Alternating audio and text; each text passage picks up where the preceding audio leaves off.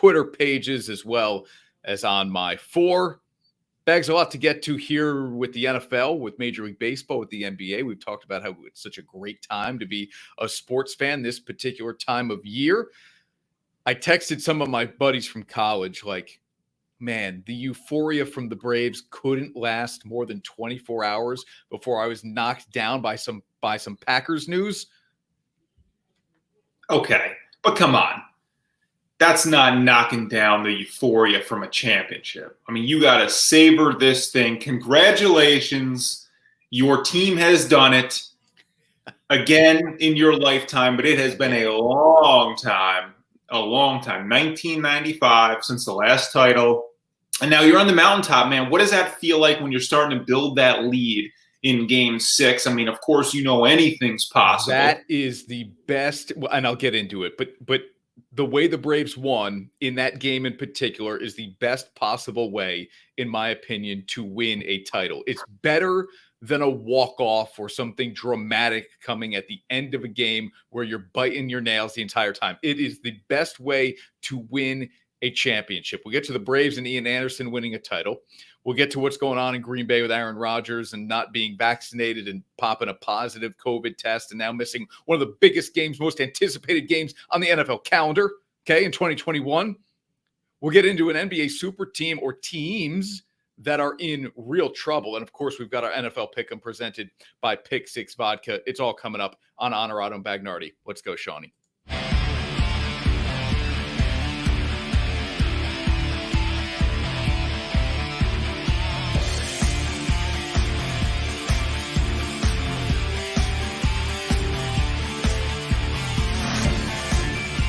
This is Honorado and Bagnardi, brought to you by Outfit House. All right, Bags, we're going to start with the NFL as we come up on an NFL weekend here. We'll ping pong back and forth a little bit as we also break down the World Series before our Pick Six presented by Pick Six Vodka. When I heard the news yesterday, I thought, boy, that Aaron Rodgers is positive with COVID. What a tough break. But obviously there's something going on in that organization because Devontae Adams had it. Then Allen Lazard, who's unvaccinated, was just a close contact. But because he's unvaccinated, different protocols. And then you had some coaches pop up positive. The defensive coordinator, Joe Barry, missed the game because and I thought, man, clearly, even if you're vaxxed, you can get this thing and it can potentially ruin your season. And then what did we find out? Not even 10 minutes later, Aaron Rodgers, by all accounts, he hasn't said it, is unvaccinated. Yeah. And let me get this out of the way first before people lose their minds that there's some political agenda here. I don't care if you get the shot or not. Do not care. It is up to you. It's a personal choice. Fine. If you have a reason you don't want to get the vaccine, don't. But if you're not going to get the vaccine and you are part of a team, you want to be a good teammate, then you have to take all of the other necessary precautions like wearing a mask to stay on the field for your team. I don't care. Look, people are like, I hope he's healthy. Fine. Yes, we want him to be healthy. But I'm not here to rail on Aaron Rodgers hoping he's healthy. I'm here like, dude, you've got 52 other guys that dress every Sunday who are counting on you being available and playing at your best. Part of that comes along with one, either being vaccinated or doing everything you can in your power to avoid getting COVID. That means wearing a mask on the sideline. It means wearing a mask during press conference, Bags. And it means not going to Halloween parties dressed as John Wick, again, without do that anyway. The mask. That is the number one thing that hit me was now I think you're just being a bad teammate. Okay. Does the bad teammate element of it really surprise you, though? I mean, look, we know he is a leader on the field, and we know he is one of, if not the best quarterback in the league, right? But Aaron Rodgers has put Aaron Rodgers first. This is very similar. Welcome to the club, by the way, the Kyrie Irving club. I'm starting to wonder if Aaron Rodgers thinks the world is flat also. He might. This is another thing here where I look at it and I say, we've seen this before. This is right in line with character with Aaron Rodgers, isn't it?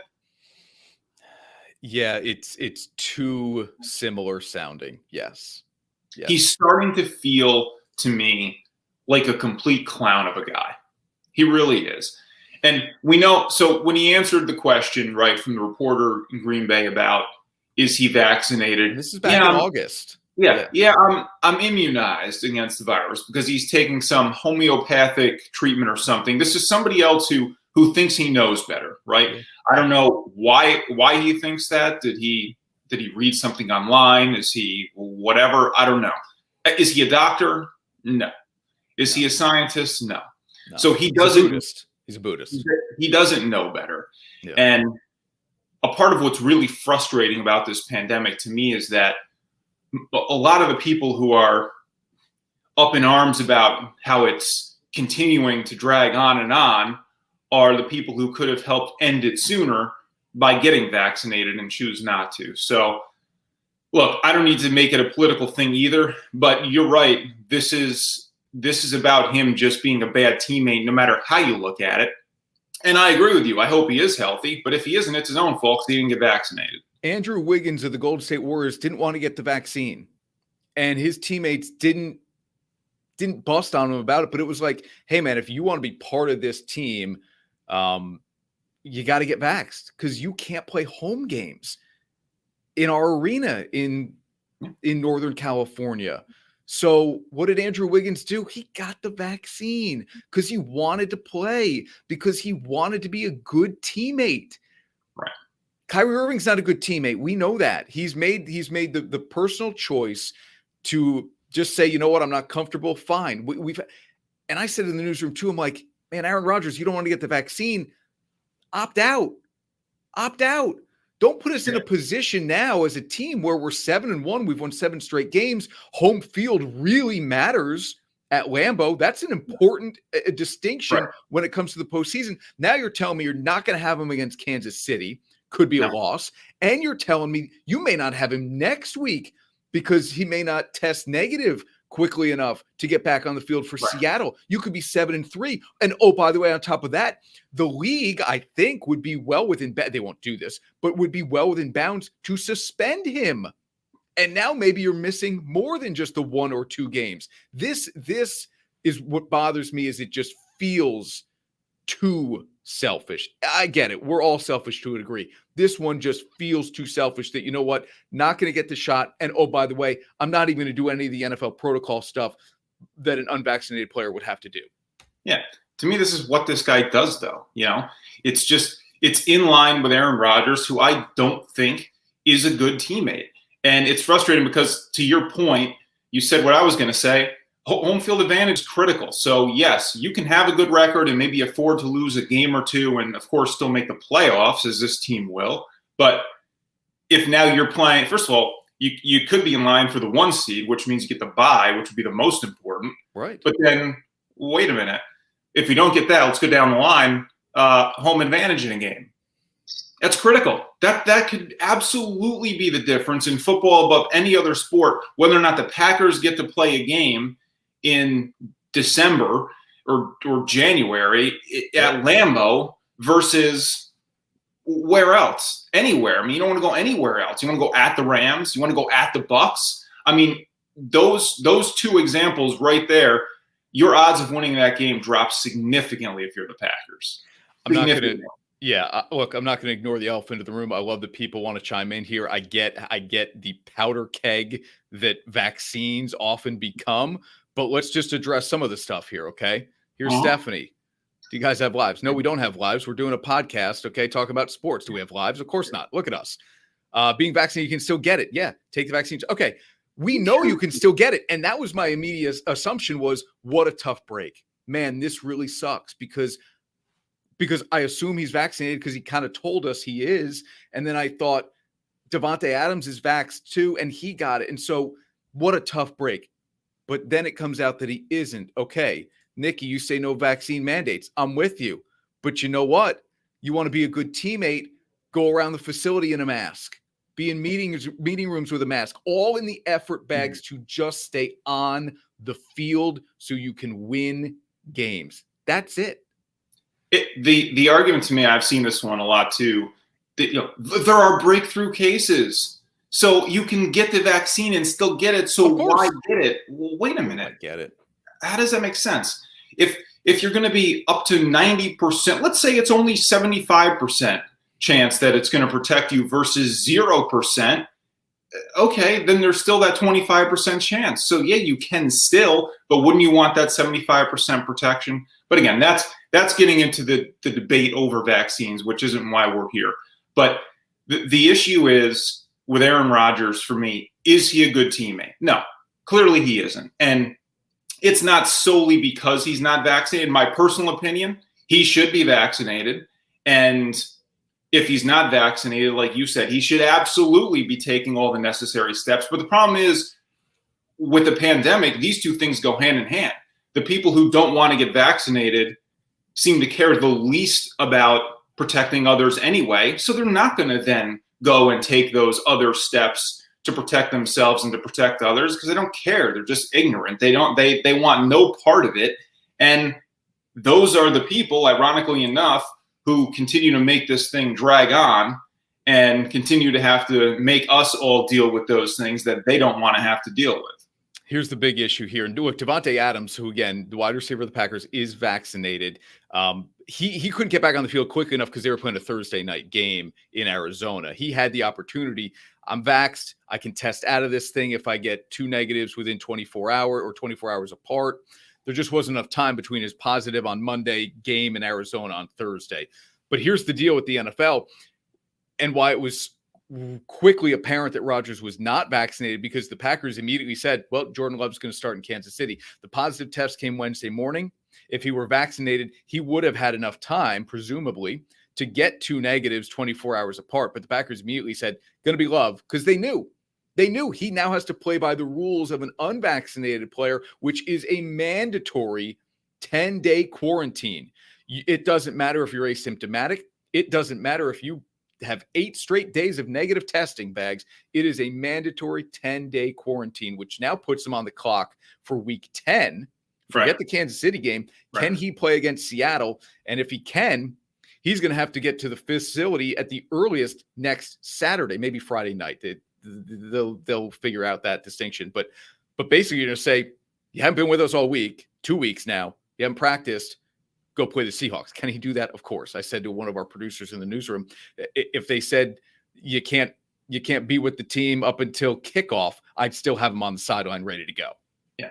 So how culpable are the Packers in this, do you think? In my opinion, not at all, because Aaron Rodgers approached the league preseason. Hey, I'm doing these other things. Does this put me in the category of vaccinated? And the league said no. So if the league is watching these games and they see him on the sideline without a mask, if the league is watching these press conferences and he's holding them in person without a mask, then he should be fined every week. But if if the league isn't doing it, then the Packers, like at this point, hey, everything's done out in the open. Goodell, you see it. So don't now hold me accountable when everything is done out in public and out in the open that you can see, and you know his vaccination status. This is on the league now. But don't you think that so the Packers then knew or continue to know his vaccination status, right? Yes, of course. So don't they have then some responsibility after everything that they see going on as well to say, you can't, what are you doing? You can't do this. Do you know management in other walks of life that allow certain people to get away with more than others? Yeah. I've heard of something like that. Yeah. You ever heard about preferential treatment? You ever heard about people walking all over management and they refuse to do something about it? This is a star player. Right. So then when this happens, I hold them responsible too, to some degree. Okay, fine. I'm just explaining to you why maybe the Packers didn't do what we kind of assume they should have done here. That's all. Right. And now, again, from the sports perspective, we got a lot of people commenting on non-sports related things. And I get it because, look, these two things are tied together now. So we have to talk about it, right? Or at least we feel like we should, especially since it's your team, the Green Bay Packers. And one of the best players in all of sports. Correct. It's that second part of the sentence, Bags. It's one of the best players in all of sports. Right. But again, these things now are intertwined, so we do feel compelled to talk about them. And bigger than the vaccine stuff, if you want to look at it just from the sports perspective here, this is a major issue for the Packers moving forward. And Jordan Love is serviceable, and I'm not saying they can't go out and still win these games, but if they don't, and if it can circle back to the fact that they didn't have Aaron Rodgers, and this goes beyond one game and maybe it becomes 2 games for them, and all of a sudden we're looking back in the playoffs and this team is going on the road when maybe they didn't have to, or maybe they're playing a game in that first weekend of the playoffs when they didn't have to. I mean, that from the sports perspective is the biggest deal here for the Packers, is that could be a much different scenario in determining whether or not they get to the Super Bowl. Yep. Adam's Cowboys guy. Yeah. Zach Martin's positive was a tough one. And they were obviously very much in that week 1. Let me ask you this here. I know we're getting long on this segment, but go ahead. Is this all worth it for you as a Packers fan? Let's say, and obviously hindsight is always going to be 20/20, but let's say now they wind up losing in the playoffs because they do have to go on the road after losing a game or 2 without Aaron Rodgers. You're going to tell me I'm going to feel better about Rodgers not being on this team next year? Is that what you're going to tell me? Well, what I'm asking is this all worth it? Remember in the preseason when you were going nuts about whether or not this guy was going to stick around? Yeah. Well, if he sticks around and now it still costs you down the road, is this all worth it for you to deal with this clown of a guy who thinks he knows better? A guy, there are Kyrie comparisons here, man. I'm welcoming you into this crazy club. Is it all worth it? Because for me, with Kyrie right now, it's not worth it. And then it's obviously a little bit different of a scenario. I mean, you're talking about the only guy, the main guy on that team versus a team where I have other superstars in Brooklyn. But if it were Durant, it would be a better comp. Okay, right. It would be. You're right. So it is worth it for you. Yes. Look. He's really good. He's really good. We're going to pick this game later in our Pick Six Pick'em. But I don't count the Packers out on Sunday with Jordan Love. And how about you want a conspiracy theory? How about a conspiracy theory? Packers know what's going on with his vaccination status. They put him around people who aren't vaccinated. Let's find a spot in the season where he's forced to miss a game and Jordan Love takes over. Let's see what we got. Come on. I'm just saying. Look, I was really looking forward to this game because it's Packers Chiefs, because it was Rodgers Mahomes. I might be more interested now because it's my first real look at Jordan Love. Okay. Maybe. I'm less interested in this game just on the whole, than I would have been. We have it circled in the preseason, but now, the Chiefs are not firing on all cylinders, to say the least. So this game is certainly less exciting already. But now I'm talking about a primetime game where I don't get that Mahomes-Rodgers matchup. Yeah, for you, you're a Packers guy and you want to see your backup. I think nationally, the interest level just went way down. Yeah, probably. All right. Braves won the World Series. Let me talk about something positive. I want to get your thoughts as a Mets fan. How does it rub you? And we'll talk about what our guy Ian Anderson did on the mound game 3, which was a huge game in a series that was tied 1-1 and really gave Atlanta some momentum at home. Our Shen grad and helping the Braves win a World Series for the first time in 26 years. We're doing that next right here on Honorado and Bagnardi. Hey folks, DJ with Professional Fire Restoration, and we've been turning crisis into calm for a half a century. Imagine waking up one morning and having your house on fire. Nobody ever thinks it can happen to them, but it happened to my family. The first thing I did was call Professional Fire Restoration. From start to finish, DJ was there every step of the way. Thank God I made the right call. They turned crisis into calm for my family. What only the best will do, you know who to call. Professional Fire Restoration. Teams, athletes, organizations, We're transforming the custom apparel industry through product and purpose.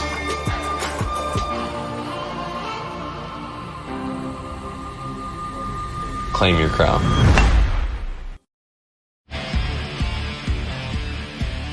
And now, back to Honorado and Bagnardi.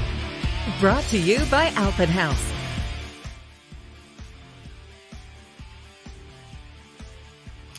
All right, I made the point in the what we call a cold open of a show, Bags, that watching Game 6 and the way the Braves won the title that way is really the best way possible to see your team win a championship. You made basically the same face you just made to me. Yeah.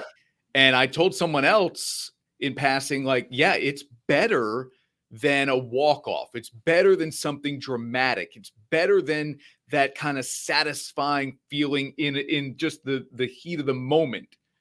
And I say that because the way Max Fried was pitching, well, first of all, I wasn't confident. I liked the pitchers that Atlanta had lined up, but I thought going back to Houston, Game 6 and 7, this just isn't going to end well. I've seen this movie way too many times, especially with the Braves in the World Series. I wasn't exactly confident. Well, and also the way you blew Game 5, you really felt like you had your chance. Yeah. Yes. Go ahead. Yes, good point. So, but Max Fried is pitching really well. And then Soler hits that home run and it's 3-0. And even then I felt like 3 might be enough, but if we can get to 5, I'll feel really good. Not only they get to 5, they get to 7. And it was early enough where it's 5-0, 6-0, and you've got 4 or 5 innings left to just kind of sit back and savor it. It wasn't like I was stressed out in that game early, yes, but really for the 90% of it, I wasn't super stressed, and you could just kind of savor the season, the ridiculous August and September they had, beating a 106-win Dodgers team, beating then the Houston Astros as well. And I thought, this is the way championships should be experienced by all fans. To have that one game at the end where you just don't have to stress about it. Give me the walk-offs early, but let me have that one moment at the end where I can really just say, hey, this is now just fun to watch. I get that. And that's a good point. As a sports fan, it's certainly always easier to have that feeling of relaxation, like this game is in hand. That is a good feeling to have. And I can imagine that is a magnified feeling when you are in what would be a deciding game of a championship. And also the fact that you want to win, but you want to dominate too. I mean, the fact that you can look back on that game and be like, yeah, we really, we owned that team in that particular game. That's something that's great too. And you want to remember dominance, but I mean, come on. What's better overall? When you go back and you think about the greatest sports moments, they are singular moments. You do go back and remember games and remember, wow, that was such a great series. But oftentimes, even in a great series, it stands out because of the moments within each of those games, and you remember the series by just 1, 2, or 3 big moments. And I'm not telling you Game 6 will be incredibly memorable. No, I mean, the Soler home run was an absolute bomb. But it is boosted by this. The Soler home run was an absolute bomb. Freeman also homered. That was an important moment. That the face of this franchise for so long, he got a home run in the World Series clinching game, as inconsequential as it was because of when it came in the game. Still, he had a big moment in that game. So I'll remember that. I still remember Game 6 of the 95 World Series more. Why? Because it was a 1-0 game, and Glavine threw 8 one-hit innings, shutout ball, and the only run was a David Justice solo homer. Like, I think I still, when I'm, about to die, which who knows when that might be, I still might remember Game 6 of 95 more than Game 6 of 21, if that makes sense. I understand that. I just want you to, I think you're being a little bit a prisoner of the moment of coming off that feeling that you had in the last few innings of that game. No, I want for a walk-off. If we were sitting here 2 days after a walk-off, I mean, it wouldn't be a walk-off for you guys, but a dramatic 9th inning comeback, a diving catch to end the game to save you from what would have been a loss. You were talking about that as you're standing on your chair right now. That was the best way you could ever win a World Series, a play like that people will remember forever and be rolled in highlights from now until the end of time. Yeah. Right?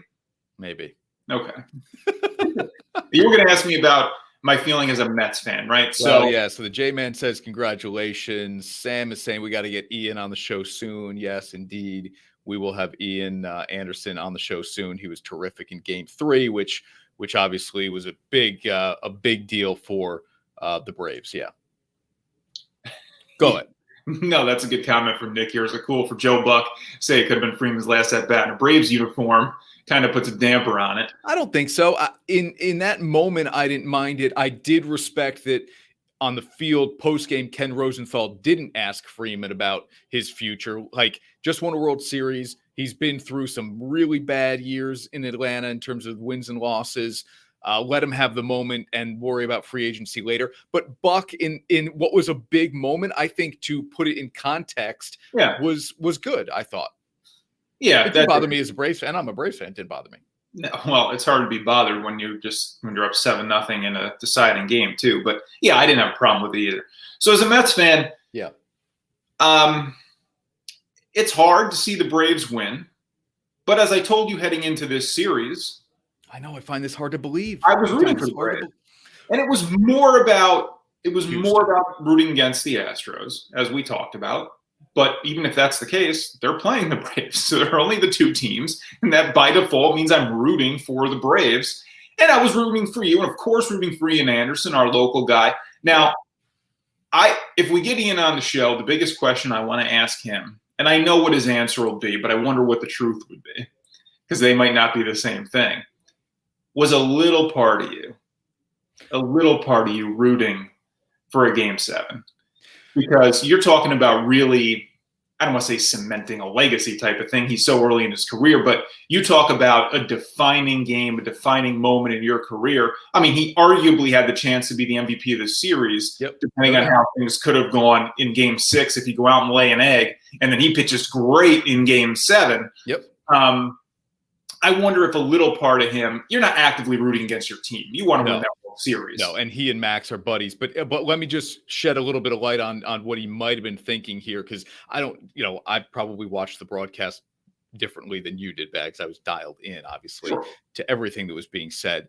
John Smoltz, who pitched 3 Game 7s in his career, 91 World Series in Minnesota Game 7, and 2 NLCS Game 7s against the Pirates.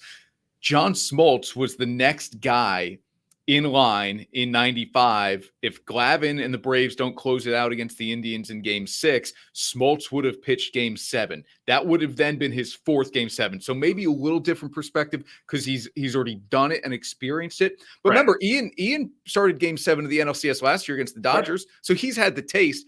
Anyway, Smoltz on the broadcast is telling Joe Buck, I will almost guarantee you Ian Anderson wants this thing done. He does not want to pitch in a Game 7. And Smoltz said, I'm projecting that on him because I've been in that situation in 95. I was rooting like heck for Glavine to get the thing done because I didn't want to pitch in a Game 7. And I thought that was so refreshing that Smoltz, who was a historically great postseason pitcher and you presume wanted the ball in big spots, didn't want it then.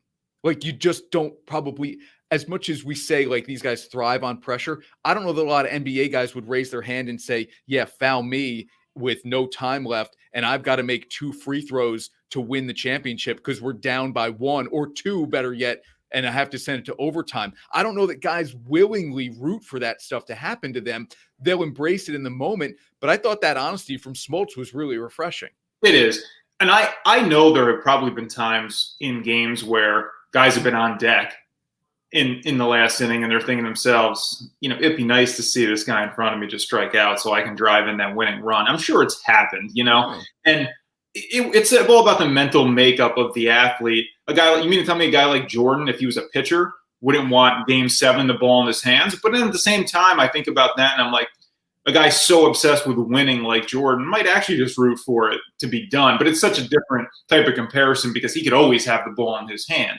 And obviously baseball is not that kind of sport. But as a result, I think then you don't have guys who are as much of that mental makeup because of how much of a team game it is, and where you really have to rely on everybody else, especially as a starting pitcher, where you have to rely on everybody else in 4 out of 5 games. I'd love to know Ian's answer, but I'd like to know his parents' answer too, who were in Houston. They were there every step of the way this postseason. Obviously they just want the Braves to win because it gets Ian a ring, right? Give me the guarantee. What do they say? 2 birds in the hand, or 1 bird in the hand is better than 2 in the bush, or something like that. Yeah. So I think you want the guarantee. Hey, you can have the ring tonight, or you can take your chances with your son or yourself to get the title tomorrow night. I think everybody is going to say, give me the ring. True. But, and he had done his job in his start and pitched well and can hang his hat on that. What if he had a bad outing? Does that change the mindset at all of I got to get back out there. I got to prove myself, got to redeem myself.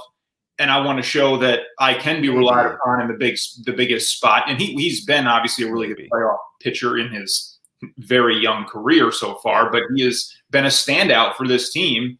And you would imagine he's now a big part of what they want to do moving forward. Continues to be, because of how he has performed and how in particular he has performed in the biggest spots for this team. But you wonder if he had a bad performance. You get so few opportunities as a starting pitcher compared to others, the everyday guys in a series like that, where I struck out this at bat, but I've got 3 more coming up in this ball game. Starting pitcher, not the case. Even bullpen guys can sort of redeem themselves. But I ultimately at the end of the day, I think you just want to win the thing. Yes, 100%. And look, they do this without Acuna. So you and I talk windows all the time, championship windows all the time, right? They just got the ring. You hit the window. They open unexpectedly and then they close very quickly. Yeah.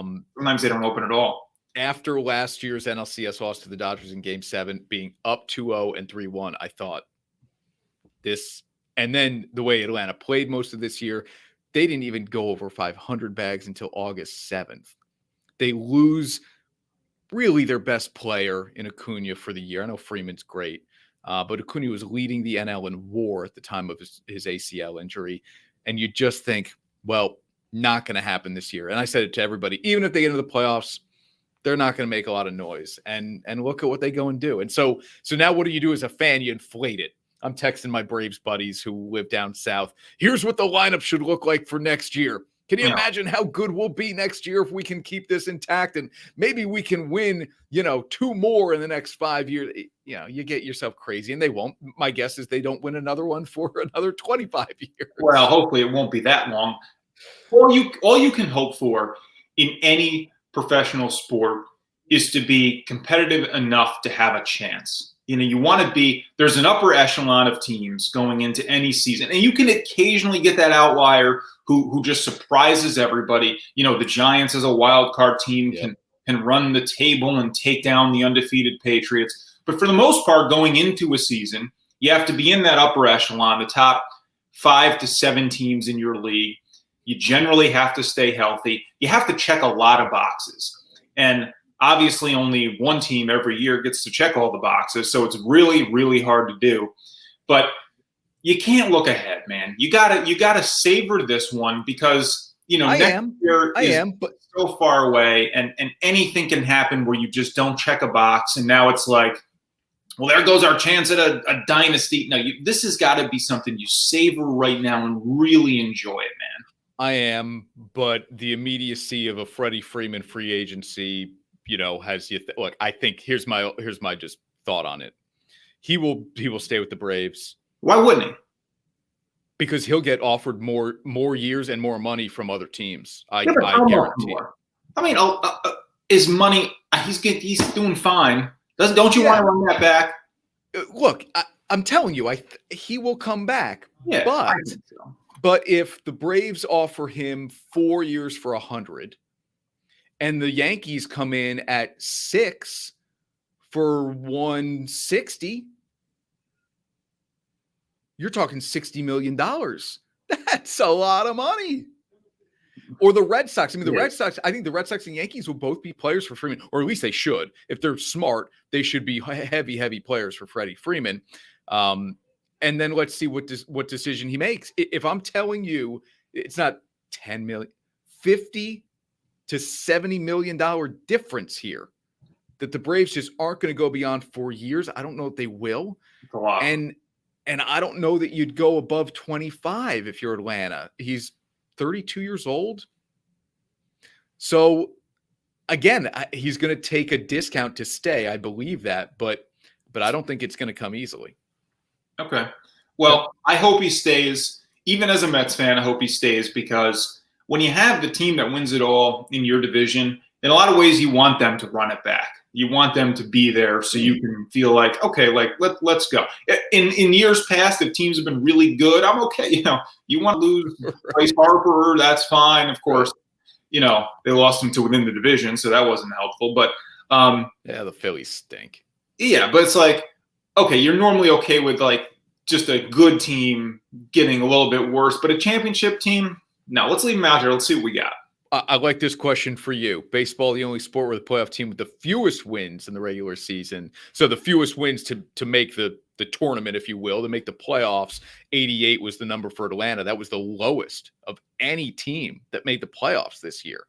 Yeah, I mean, maybe it's hockey because so you're telling me an 8 seed. Yeah, an 8 seed could go win the Stanley Cup. That's probably the only reason why. The fewest wins to make the playoffs, we know, are basketball and hockey. But basketball, you can wipe that out because really only the top seeds have a chance, unless there's a catastrophic injury. And the answer to me here is football, because it isn't a series of games. It's one game each time. So yeah, but you need to have a higher winning percentage to make the playoffs in football.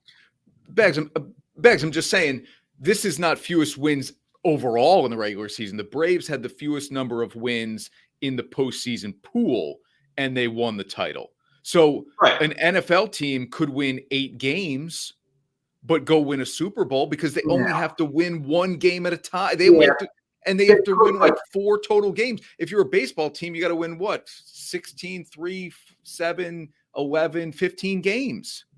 True, but my thing with the football is that that's good math. Generally 500 teams are not going to go. That's an extreme outlier. I mean, you're talking about like I'll say 8-8. Now it's different but an 8-8 team going out there to compete against, you know, a team that has 12, 13 wins in the regular season. The odds are very much not in their favor. Whereas baseball, I mean, you can get a well-pitched series. Hockey, you can ride a hot goalie. I mean, I think it's hockey where you could get a 7 or 8 seed who hovered around 500 during the year, or maybe lower, to make the postseason, and then, you know, just have a good run in the playoffs. All right. NFL picks coming up here. We will look at the overall standings as well. Would you believe it's getting better? It's still not good, but it's getting better. Honorado and Bagnardi's NFL Pick'em, presented by Pick Six Vodka, with our viewer of the week coming up next here on the show. Wondering what to do now that your Philips CPAP was recalled? Dr. Frederick Dreyer has a safe and effective alternative treatment for sleep apnea. Just pop it in and get a good night's rest. Keep your quality of life. Call the Integrative Sleep Center today. We work with all insurances. At Marcella's Appliance Center, our commitment is to you, providing essential appliances that families depend on for cooking, refrigeration, cleaning, and sanitation, plus appliance repair. You can have peace of mind that Marcella's is here for you today and every day, like we have been since 1957, helping you make the right choice with trusted brands like Whirlpool, Maytag, KitchenAid, JennAir, and many more. Shop Marcella's Appliance Center in-store, online, or by phone. We're here for you. Get ready for winter fun at the 57th Annual Open House at Alpen House, going on now through November 15th. Up to 20% off select apparel from your favorite brands. Ski packages starting at $3.99. We have a large selection of ski and snowboard equipment and apparel with new product arriving daily. Shop our selection of snowshoes and cross-country too. Ski and snowboard leases still available, and kids 5 and under lease free. 'Tis the season at Alpen House, Amsterdam, and Clifton Park Center. Stop in today to get ready for winter fun.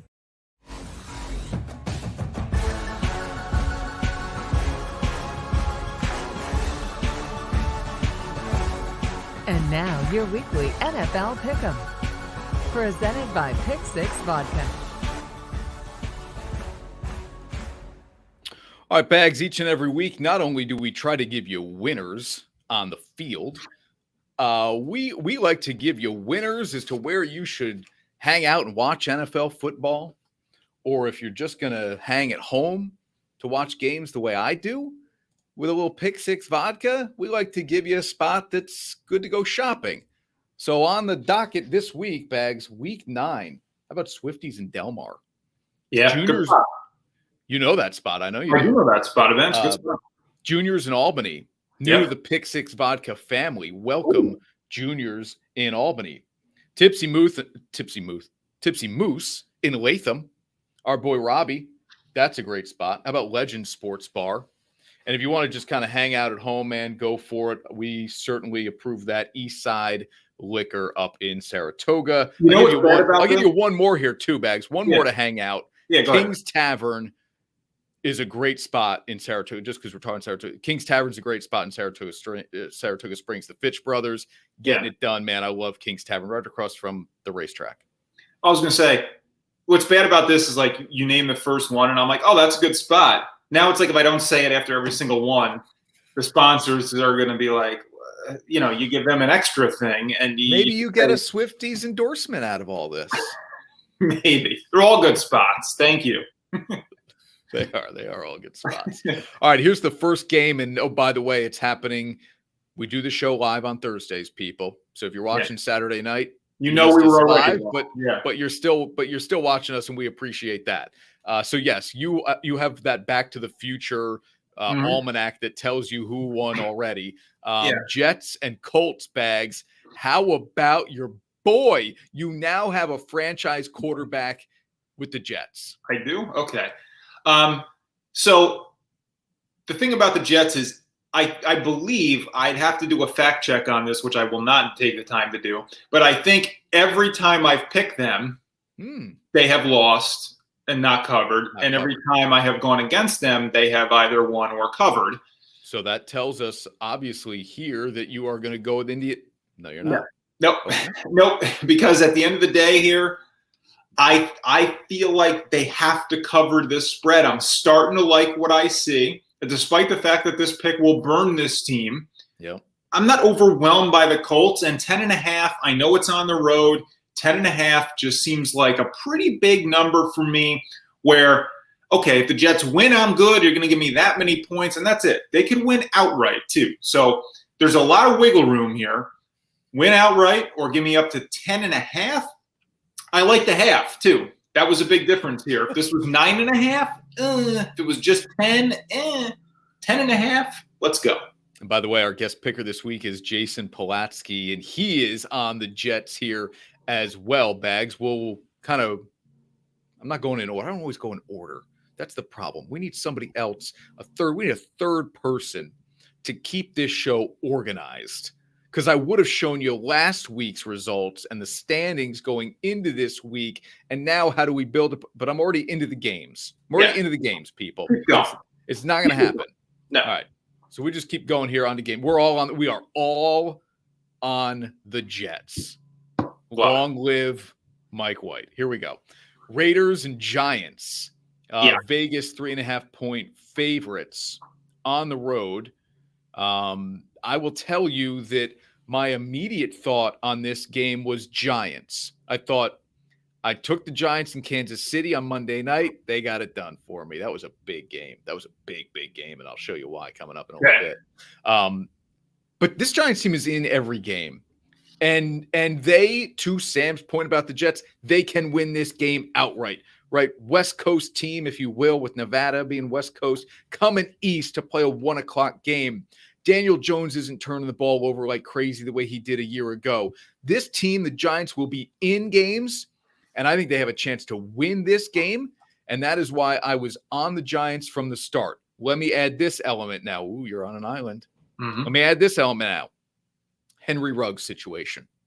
Well, it is a week of Raiders players only answering questions about their former teammate, Henry Ruggs. Probably also just having a little bit of a personal concern for Henry Ruggs. Is he going to prison, and for how long? After he was going 156 miles an hour, 2 times the legal limit, and killing a 23-year-old woman. So there's a lot of stuff here, Bags, as the Raiders try to get ready to play a football game. I was on the Giants to begin with. When the rug stuff happened, I hate to use it as a reason to pick against them, but to me, it just feels like a lot for Vegas to try to overcome. Could be. It's hard to say, though, how a team's going to react to that kind of thing. This could be like football's their sanctuary for this week, where they don't have to go out there and answer any questions. They can just go out there and take it all out on the field and take it out on the Giants. So you never really know. You're right, though. It's definitely been a distraction, and it could play a role one way or the other. But I'm on the Raiders here. At the end of the day, this is a 2-6 Giants team. You're right, they're in games, but they're not going to win this game. So for me, it came down to, are they going to stay within a field goal? No. I like the Raiders to win by a touchdown. So that's why ultimately I had to decide with Las Vegas here. All right, Jason is on the Giants here as well with us. Third game of the week here in our NFL Pick'em, presented by Pick Six Vodka, Saratoga Courage Distillery, the makers of Pick Six Vodka, and you can find it just about everywhere. Bills at Jaguars, big number. And that's all it is. Do the Bills had more? Feels like Buffalo's had more double-digit spreads in their favor than any other team in the league so far this year, man. It's like every week we put them up, and it's a big number. Big number. Certainly in the games we've picked, that's been the case, and it probably is that way. So this is just comes down to the number. Are they good enough to cover 14.5? Yes. Give me the Bills. Yeah, it's a big number, but I've said to you on this show now multiple times, I made the mistake too early with this team being scared off by a big number, and then they go out there and they're up 14 in the first half, and I'm thinking, well, this is easy. They're going to roll by such a big number. They did just barely cover last week against a bad Dolphins team. I'm just saying, this is a bad Jaguars team now. Like, it's also on the road. You know, last week was at home against Miami. This is also on the road. That's a big number, but I'm going to say Jacksonville, you can have the points, take them. I'll happily give them, and the Bills somehow win by 17, 20, something like that. And it seems like a huge number until you're watching the game, and it's the first quarter, and they've scored on their first 2 drives. Yeah, okay. And Trevor Lawrence will throw a couple of picks, probably. Patriots and Panthers. This was one of the more interesting games we're choosing this week. It's not the best game on the docket. That one is the Sunday night football game, in my opinion. Patriots, Panthers. New England did what I said last week they wouldn't do, and that was go to Los Angeles and beat the Chargers. I didn't even think they'd cover. But not only do they cover, Bags, they won outright. Mac Jones ranks in the top 10 of a lot of rookie quarterback categories in the last 10 years. So even though they're 4-4, Mac Jones is playing steady football. It's not great. He's not going to wow you every single week, but he's also probably not going to be the reason you lose a football game. Okay. So are you going to tell me who you're picking, or? I'm taking New England. Okay. Well, we got a bunch of games that you and I picked opposite of here so far this week. And again, people, we don't know them until we see them as you see them on this show. I'm on New England. Jason's on New England. Give me the reason Carolina keeps it within a field goal. Because they're at home and they're getting points. That's enough for you? Against a team that they're pretty evenly matched with. So, yeah, that's enough for me. If it's gonna be a kind of a coin flip game anyway, and you're gonna give me the home team and you're gonna give me a field goal, okay, give me the Panthers. Here's my reasoning, and Jason's the one who picked with us here, and he's Bags, you're on a couple islands so far, man, and I wouldn't say an island like Maui. I would say an island like Alcatraz. The one in Spain where the volcano keeps coming on the people there. Yeah. Okay. Belichick against Darnold. You ever seen that before? Yes. Belichick against Darnold. So are we going to say that Sam Darnold is in the same situation that he was in? No. No, but I'm going to tell you that Belichick will confuse Sam Darnold enough here. Give me New England. Give me New England. Look, here's the deal for this ultimately now, because we're getting so late into this with you picking in line with Jason. You're going to need to root for me in one of these games. Otherwise, we're going to lose to the guest picker. Didn't think of it that way. Okay. All right. Well, you rooted for the Braves. I can find a way to root for you if I need to. Packers and Chiefs here. The number moved dramatically. It was 3.5 to open. Then it went to a pick 'em pretty quickly. We moved with Vegas because of the Aaron Rodgers news. So it's now Kansas City Bags favored at home by 8.5 against Jordan Love, making his first NFL start for Green Bay. Go ahead. No, you go ahead. This is your game. You go ahead. I made the pick initially with Rodgers in the equation, and I emailed our graphics department yesterday, and I said, leave me on Green Bay. They will cover this number. I'm not going to pick them to win, but they will not get blown out. I think they lose maybe by a touchdown. It could be 4 or 7. I think Jordan Love plays well. This is not a good defense Kansas City has. There's a good running game with A.J. Dillon and Aaron Jones. It'll be a conservative game plan from Matt LaFleur. Green Bay stays in this game. I'm not going to be bowled over if they find a way to win, but I will certainly take the 8.5 points, and I'm on the Packers, man.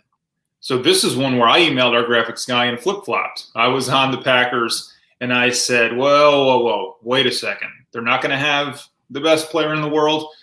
Give me the other really good quarterback in this matchup to put up enough points for them to cover this spread. So, yes, I flip-flopped and went with Kansas City despite their number that they had to cover going up. And Jason's on Kansas City now, too. All right, Titans and Rams. It's the Sunday Night Football game on NBC and News Channel 13. This is a really, really good game, but it is missing an element here. Why, Bags? Because we don't have Derrick Henry. So you and I are both on the Rams, and 7.5 feels like a big number, but no Derrick Henry. Rams are too explosive offensively. I think we're on the right side of things here. Jason on the island, though, here in what might be a swing game. Yeah, I mean, the Sunday night games to me wind up being close games, and it's just something crazy about them where it's like you never know how it's going to go. 7.5, I'd be more comfortable if it was 6.5, but sure. No, this Rams team I think is going to really start to assert themselves as the dominant force now that we expect them to be in the NFC. Adding Von Miller is huge for them, and their defense is going to be really, really good going forward. But I think now, because of that trade in particular, if they weren't already, they're being circled as a favorite or certainly near the top of the NFC. So this is where the big run really starts for them, I think. All right, here's what we did last week. Sean, you and I are both 4-2. Our viewer, Bags, was 5-1. What? James. What? Forget 5-1 last week. So he boosts that O&B viewer number to 21 and 27. I am now over 500 for not the first time this season, but the first time in a long time.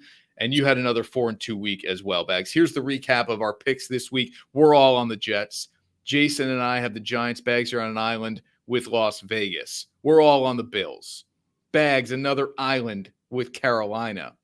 Give me Green Bay. I'm the only one to take the Packers. 8.5 dogs at Kansas City. No Aaron Rodgers. And then Jason says he'll take the Titans on Sunday Night Football here. So enough difference that this will be interesting. This will get really, really interesting. All right, I need to take a timeout here. When we come back, are there NBA Carol as you do that? Okay, go ahead. Are there NBA super teams in trouble? I couldn't go to a commercial break fast enough after that. Hang on. Get ready for winter fun at the Open House at Alpine House. Up to 20% off select apparel and ski packages starting at $3.99. Large selection of ski and snowboard equipment and apparel arriving daily. Snowshoes and cross-country too. Alpine House, Amsterdam and Clifton Park Center. Hey folks, DJ with Professional Fire Restoration, and we've been turning crisis into calm for a half a century. Hi, my name is Tova. As a first-time home buyer, I was proud and excited. 4 months later, I walked down to my basement and I was standing in a foot of water. I was anxious, overwhelmed, nervous. I even cried. My first call was to DJ at Professional Fire. When only the best will do, you know who to call. Professional Fire Restoration. Not using your CPAP? Don't get banished to the couch. Dr. Frederick Dreyer can help with a custom-fit device you can't see or hear. Just pop it in and get a good night's rest. Call the Integrative Sleep Center today. Now that's more like it. And now, back to Honorado and Bagnardi. Brought to you by Alpen House. All right, Pags, final few minutes here on Honorado and Bagnardi, week 9 of the NFL season. But the NBA is in full swing here. Our guy Kevin Huerter played well. He had a season-high 16 points Wednesday night, Shawnee, in a loss to your team. Mm-hmm. By the way, this new schedule is completely thrown me off. It was only like a day ago where I looked at the schedule and I'm like, oh, man, Atlanta's in Brooklyn.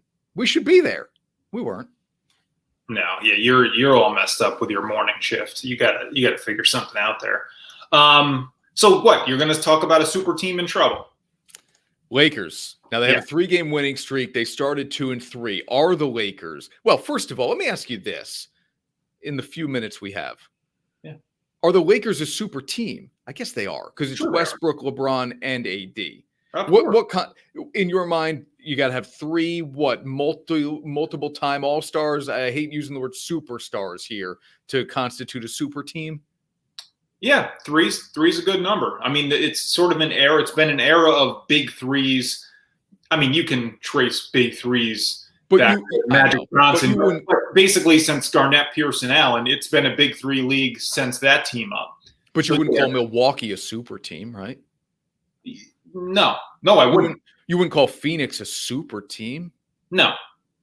So as I'm thinking about this segment, in my mind, I'm like, maybe the age of the super team is dying. Maybe that's what we should be talking about on next week's show. Is the NBA super team dying? No, because here's why. Milwaukee and Phoenix do not play. Neither team competes for the NBA championship last year if everybody's healthy.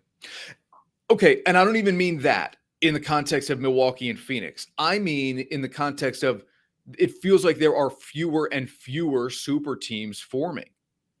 But those teams, I mean, they're still the favorites going into the season. So, yeah, maybe. I mean, but in the past, though, how many were there really? I mean, when Miami had the big 3 with James, Bosh, and Wade, they were like the only one. Teams are really in the league. There's always really 1 or 2 anyway. It's just that they're the favorites because they have a super team. Okay. But yes, I'm not worried about the Lakers. I'm not worried about the Nets.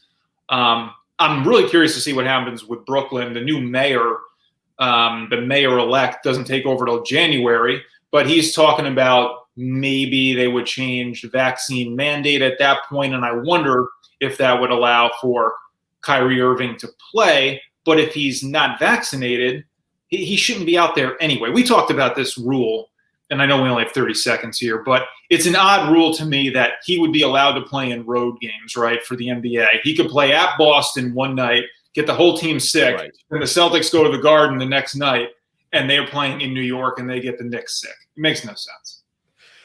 Neither does this show most of the time. Thanks for watching, everybody. Honorado and Bagnardi on the News Channel 13 Facebook and Twitter pages, as well as on my 4 Saturday nights.